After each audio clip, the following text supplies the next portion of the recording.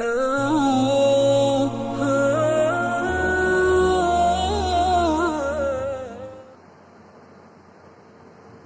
النبي صلى الله عليه وسلم البر حق ومن لم يؤتر فليس منا. وقال النبي صلى الله عليه وسلم من نام عن ذكره أو نسيه فليصلي إذا ذكره أو كما قال صلى الله عليه وسلم.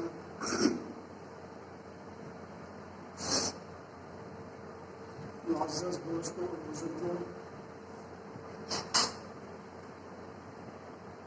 بدعت کا مسئلہ بڑا اہم ہے اور بے شمار احادیث کے اندر بدعتوں کے سلسلے میں مختلف اختلاف ہے.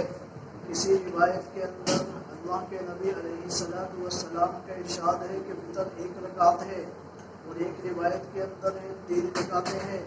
کسی روایت کے اندر ہے کہ 1 سلام سے ہے، کسی روایت کے اندر ہے 2 سلاموں کے ساتھ ہے. کسی روایت کے اندر ہے وتر کے اندر آخری رکعت کے اندر کیا پڑھنا ہے، دعائے قنوت پڑھنی ہے یا کوئی اور دعا کرنی ہے. یہ بے شمار احادیث ہیں، لیکن ان تمام احادیث کا نچوڑ، ان تمام احادیث کا خلاصہ، ان تمام احادیث کی روشنی کے اندر میں اختصار کے ساتھ آپ کے سامنے نبی کریم صلی اللہ علیہ وسلم کے عمل کو ذکر کروں گا، حضرات صحابہ کے عمل کو ذکر کروں گا کہ نبی کریم علیہ السلام کی سنت وتر کے سلسلے میں کیا تھی، صحابہ کا عمل وتر کے بارے میں کیا تھا. نبی کریم علیہ السلام نے ارشاد فرمایا ہے، ابو داود کے اندر روایت موجود ہے، الوتر حق ومن لم یوتر فلیس منا، الوتر حق ومن لم یوتر فلیس منا، الوتر حق ومن لم یوتر فلیس منا. یہ نبی کریم علیہ السلام نے 3 مرتبہ ارشاد فرمایا ہے کہ الوتر حق ومن لم یوتر فلیس منا. جو وتر کو نہ پڑھے وتر حق ہے، جو ان کو ادا نہ کرے ومن لم یوتر فلیس منا، تو وہ ہم میں سے نہیں ہے، ہمارے طریقے پر نہیں ہے. تو نبی کریم نے 3 مرتبہ اس کو ارشاد فرمایا ہے. اور ایک دوسری روایت کے اندر جو ابو داود کے اندر موجود ہے اور ترمذی کے اندر بھی موجود ہے، نبی کریم علیہ السلام نے ارشاد فرمایا ہے، من نام عن وتره او نسيه فليصلي اذا ذكره. جو شخص کیا ہے وتر کو پڑھے بغیر سو جائے یا وتر کو بھول جائے، فلیصلی، تو چاہیے کہ وہ اس کو ادا کرے، اذا ذکرہ، جس وقت بھی اس کو یاد آئے. تو نبی کریم علیہ السلام نے اس روایت کے اندر ارشاد فرمایا ہے، من نام عن وتره او نسیہ، جو کیا ہے وتر کو پڑھنا بھول جائے یا پھر کیا ہے سو جائے وتر کو ادا کیے بغیر، تو اس کو ادا کرنے کا طریقہ کیا ہے؟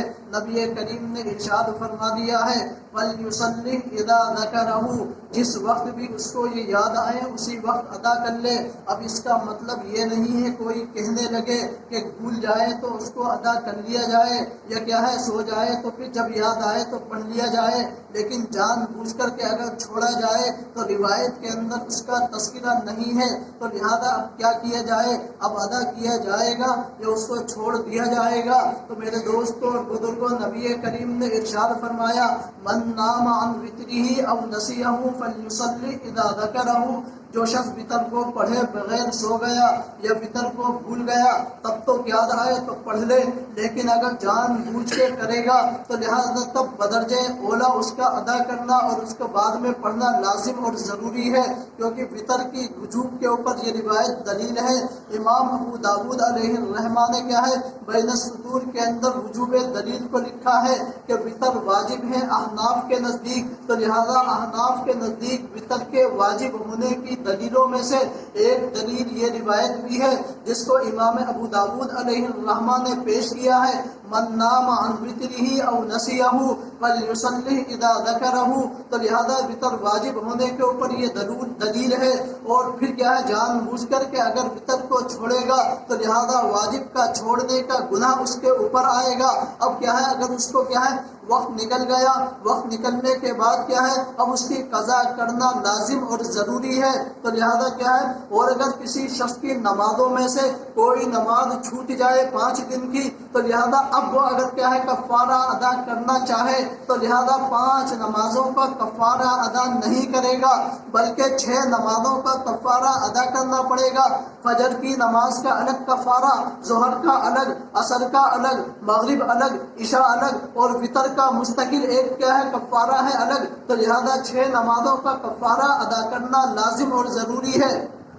یہ نبی کریم علیہ السلام نے ارشاد فرما دیا ہے۔ اور ام المؤمنین حضرت عائشہ صدیقہ رضی اللہ عنہا سے پوچھا، کیف کانت رسول اللہ صلی اللہ علیہ وسلم یزید فی رمضان، نبی کریم علیہ السلام کی رمضان کے اندر کیا ہے عبادات کے سلسلے میں پوچھا کہ کس طریقے سے پڑھتے تھے، تو حضرت عائشہ کیا فرماتی ہیں، فقالت ما کان رسول اللہ صلی اللہ علیہ وسلم یزید فی رمضان ولا فی غیرہ۔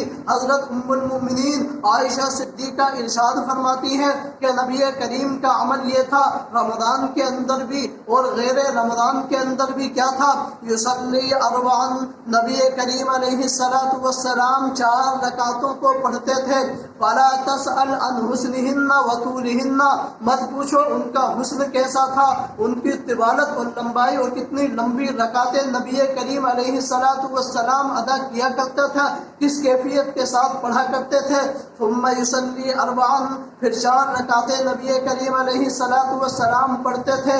فلا تسأل عن حسنہن وطولہن، ان کے حسن اور ان کی کیا ہے لمبائی اور کتنی لمبی رکعتیں ہوا کرتی تھی ان کے بارے میں سوال مت کرو۔ بہت عمدہ نمازیں پڑھتے تھے، بہت اچھے طریقے سے اور حسن کے ساتھ، مکمل رعایت کے ساتھ آداب اور سنن کی کیا ہے پڑھا کرتے تھے، اور لمبی لمبی رکعتیں پڑھا کرتے تھے۔ ثم یصلی ثلاثا، پھر اس کے بعد نبی کریم علیہ السلام 3 رکعت ادا کرتے تھے۔ تو لہذا ام المؤمنین نے بیان فرما دیا ہے، نبی کریم علیہ السلام وتر کی 3 رکعتیں پڑھا کرتے تھے، پہلے 4 رکعتیں، پھر اس کے بعد کیا ہے سلام پھیرا، پھر 4 رکعتیں، پھر اس کے بعد سلام پھیرا، پھر آخر کے اندر 3 رکعتیں پڑھتے تھے، یعنی کل 11 رکعتیں ادا کرتے تھے۔ ثم یصلی ثلاثا، تو اس روایت کے اندر پورے سال وتر پڑھنے کا تذکرہ موجود ہے، اور پھر پورے سال کے اندر بھی کیا ہے 3 رکعتیں نبی کریم کا عمل موجود ہے۔ نبی کریم علیہ السلام کی رات کی عبادات کو ام المؤمنین حضرت عائشہ صدیقہ سے بہتر کوئی نہیں سمجھ سکتا ہے، کیونکہ رات کی تنہائی کے اندر حضرت عائشہ کے پاس ہوتے تھے، تو لہذا وہ دیکھتی تھی کس طریقے سے نبی کریم علیہ السلام نے وتر کو ادا کیا ہے۔ اب وتر 3 ہی رکعتیں ہیں، کوئی کہتا ہے نہیں وتر 1 رکعت ہے، حدیث کے اندر موجود ہے اوتر بواحدۃ، کہ 1 رکعت کیا ہے وتر ادا کرو، انہوں نے یہ ترجمہ کیا ہے، حالانکہ یہ ترجمہ بالکل غلط ہے۔ اوتر بواحدۃ کا جو اصل ترجمہ ہے عربی سے اردو کے اندر وہ ہے، یعنی پچھلی نمازوں کو، پچھلی رکعتوں کو 1 رکعت کے ذریعے سے طاق بنا دیا جائے، یعنی اس کو وتر بنا دیا جائے، اس کو جفت کے اوپر نہ چھوڑا جائے، یہ اصل ترجمہ ہے۔ اب کوئی کہتا ہے حدیث کے اندر تو 1 رکعت کا تذکرہ ہے، ہم 3 نہیں ادا کریں گے، صرف 1 رکعت وتر کو ادا کریں گے، اور پھر کیا مزید یہ کہتے ہیں نبی کریم کا جو عمل تھا وہ 2 سلاموں کے ساتھ تھا، پہلے 2 رکعتیں ادا کی گئی، اس کے بعد سلام پھیر دیا، اب سیدھا کھڑا ہوا، پھر 1 رکعت پڑھی، پھر سلام پھیر دیا، یعنی 2-3 رکعتیں اگر پڑھیں تو 2 سلاموں کے ساتھ ہے۔ حضرت عائشہ صدیقہ کیا کہتی ہیں، نبی کریم کا عمل یہ تھا 3 رکعتیں وتر ادا کیا کرتے تھے، اور ترمذی کے اندر اور نسائی کے اندر صاف الفاظ کے اندر نبی کریم کا عمل موجود ہے۔ آپ علیہ الصلوۃ والسلام نے 3 رکعتیں وتر کو ادا کیا ہے، اور پھر ان 3 رکعتوں کے اندر قرات کیا کی ہے، کون کون سی صورتیں آپ نے پڑھی ہیں، اس کا تذکرہ بھی موجود ہے۔ سألنا عائشہ کان رسول اللہ صلی اللہ علیہ وسلم یقرأ فی الاولی بسبح اسم ربک الاعلی وفی الثانیہ بقل یا ایھا الکافرون وبالثالثہ بقل هو اللہ احد۔ یہ نبی کریم کی روایت موجود ہے ام المؤمنین کے واسطے سے کہ آپ علیہ الصلوۃ والسلام وتر کے اندر 3 رکعتیں پڑھا کرتے تھے، لیکن ان 3 رکعتوں کے اندر بھی پہلی رکعت کے اندر کیا کون سی صورت، سبح اسم ربک الاعلی وفی الثانیہ بقل یا ایھا الکافرون، اور دوسری رکعت کے اندر نبی کریم سورہ فاتحہ کے بعد قل یا ایھا الکافرون پڑھا کرتے تھے، اور تیسری رکعت کے اندر کیا پڑھا کرتے تھے، بقل هو اللہ احد، یعنی قل هو اللہ احد اللہ الصمد۔ یہ 3 رکعتیں ہوئی، اور تینوں رکعتوں کے اندر الگ الگ صورتیں موجود ہیں۔ اس سے معلوم ہوا وتر 3 رکعتیں ہیں، اور پھر 3 رکعتیں کیسی ہیں، ولا یسلم فی آخرہن۔ نسائی کے اندر ایک دوسری روایت کے اندر یہ الفاظ موجود ہیں، ولا یسلم فی آخرہن، یعنی ان تمام رکعتوں کو پڑھنے کے بعد صرف آخر کے اندر سلام پھیرا کرتے تھے۔ ایسا نہیں تھا کہ 2 رکعتیں پڑھی اور سلام پھیر دیا، پھر 1 رکعت کے لیے کھڑے ہوئے پھر سلام پھیرا، تو لہذا 2 سلاموں کے ساتھ نہیں، بلکہ آخر کے اندر صرف 1 سلام کے ساتھ کیا ہے، نبی کریم علیہ الصلوۃ والسلام تینوں وتر کو ادا کیا کرتے تھے۔ اب کوئی کہے حدیث کے اندر تو کیا ہے، 2 سلاموں کا تذکرہ ہے، بتسلیمتین یعنی 2 سلاموں کے ساتھ وتر کو پڑھا کرتے تھے، تو لہذا التحیات کے اندر ہم کیا ہے پڑھتے ہیں، التحیات للہ والصلوات والطیبات السلام علیک ایھا النبی۔ یہ جو ہم نے پڑھا ہے السلام علیک ایھا النبی، حدیث کے اندر اس التحیات کو کیا ہے، سلام سے تعبیر کیا ہے، تو جس روایت کے اندر یہ ہے بتسلیمتین، تو لہذا 2 قعدوں کے ساتھ یعنی 2 التحیات کے ساتھ نبی کریم پڑھا کرتے تھے۔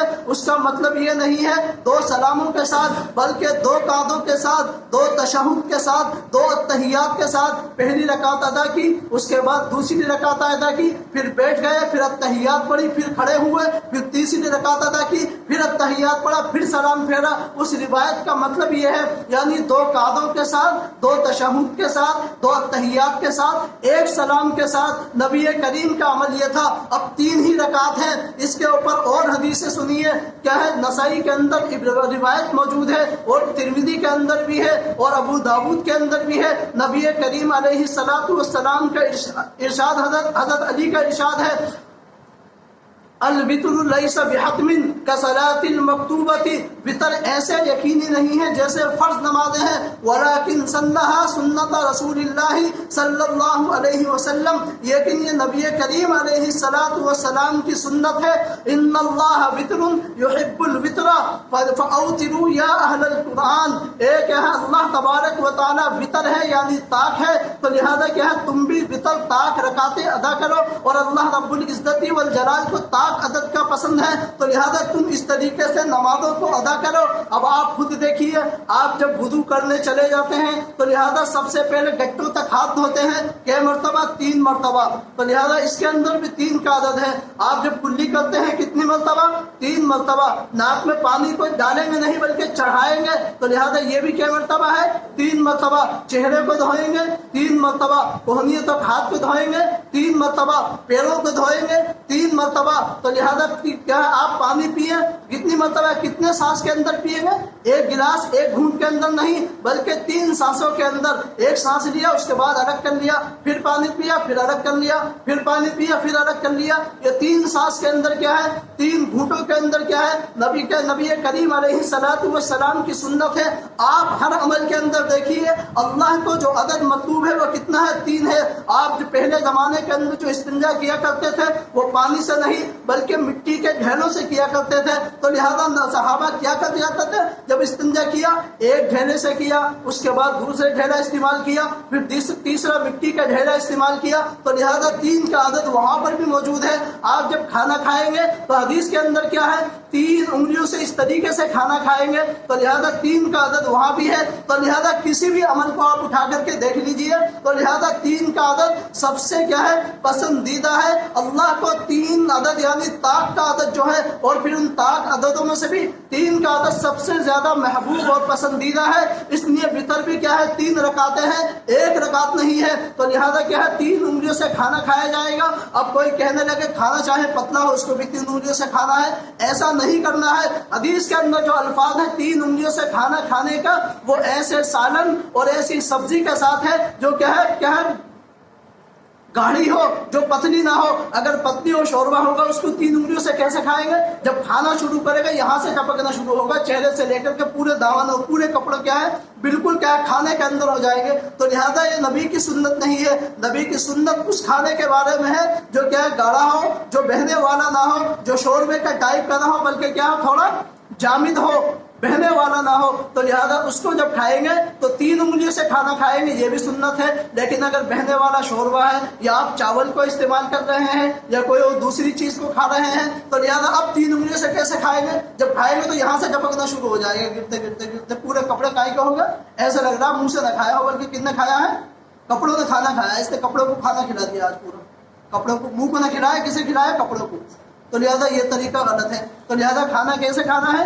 3 انگلیوں سے اس سبزی کو جو بہنے والی نہ ہو۔ تو لہذا 3 کا عدد سب سے پسندیدہ ہے۔ ان اللہ وطر یحب الوطر، اللہ کو 3 کا عدد سب سے زیادہ پسندیدہ ہے۔ اور ایک مضبوط دلیل اور سنیے، دن کی نمازوں کی انتہا مغرب کے اوپر ہے، تو لہذا مغرب کی کتنی رکعتیں ہیں؟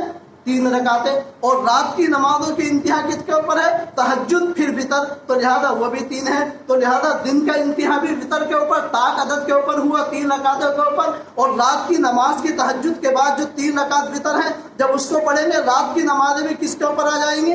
طاق عدد کے اوپر، جو اللہ کو سب سے زیادہ پسندیدہ ہے۔ اس لیے روایت کے اندر ہے وطر 3 رکعتیں ہیں، اور وطر کے اندر 3 رکعتیں ایک سلام کے ساتھ ہیں، اور پھر تیسری رکعت کے اندر سورت، پھر سورت کے بعد کیا ہے اللہ اکبر کہہ کے ہاتھ کو اٹھائیں گے، پھر ہاتھ باندھنے کے بعد اللہم انا نستعینک ونستغفرک ونؤمن بک ونتوکل علیک ونثنی علیک الخیر ونشکرک ولا نکفرک ونخلع ونترک من یفجرک اللہم ایاک نعبد ولک نصلی ونسجد والیک نسعی ونحفظ ونرجو رحمتک ونخشى عذابک ان عذابک بالکفار ملحق۔ یہ دعا پڑھنی ہے، اس کے بعد پھر رکوع کرنا ہے، پھر سجدہ کرنا ہے، پھر سلام پھیرنا ہے۔ تو لہذا کیا ہے روایت کے اندر بہت اختلاف ہے، تو لہذا ان تمام کا خلاصہ میں نے پیش یہ کیا ہے۔ تمام روایتوں کی روشنی کے اندر وطر 3 رکعت ہیں، 3 رکعت پڑھنا سنت نہیں ہے